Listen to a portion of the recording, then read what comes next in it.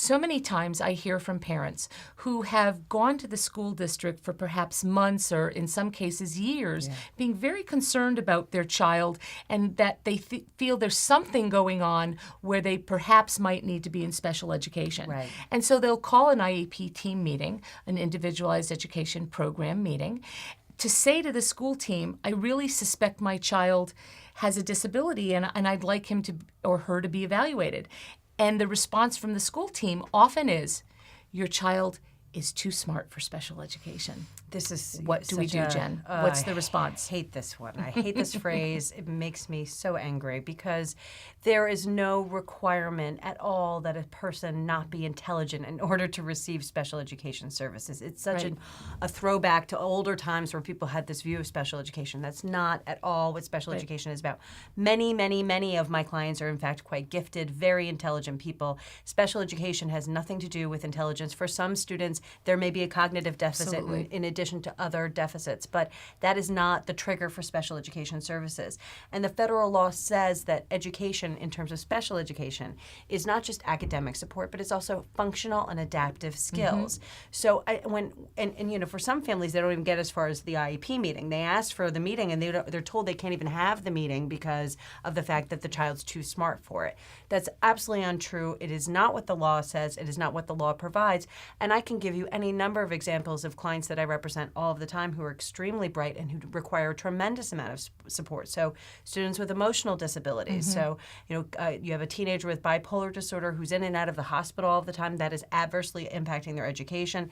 They require specialized instruction and related services in order to receive an appropriate program. An emotional disturbance is an eligibility category under the federal law.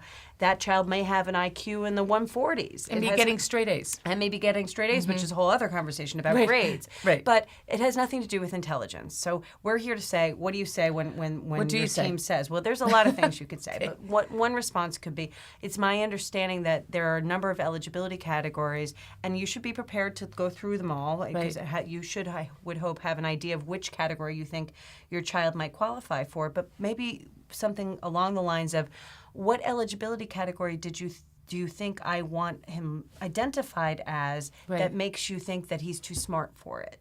And you sort of turn it back on them as to defending... In a nice way. In a nice way. But to explain why you have the impression, and you might even say, I was under the impression that special education services were for all types of students with all types of disabilities. Am I wrong about that? Right. And when somebody says your child is too smart, to me, that sort of hints toward, well, they don't have an intellectual disability. Right. Which in many parts, and hopefully it's a trend, that we're no longer referring to it as mental retardation, but it is a trend, but in many states, they've changed that category to an intellectual disability. Nevertheless, the idea is that your IQ is of a certain number, whereby you may not have the intelligence. Right, and for that eligibility category, yes, then you would expect a correlation between intelligence and services. But in all of the other more than a dozen categories, that's not a requirement. So I'd say be prepared to know which category you want your child identified under, so that when you can respond to it, you could actually maybe have the criteria right in front of you and say, I'm sorry, I'm reading the criteria. Where on this does it say that he can't be intelligent? Right. And the other practical thing that you might be able to say is, I understand that I have a very smart child, but I believe there are other issues going on that might adversely impact his education. That's a great suggestion. Or something even, well, we're really hopeful that his being very bright might help us to capitalize on that strength as we address his weaknesses. Right. Excellent.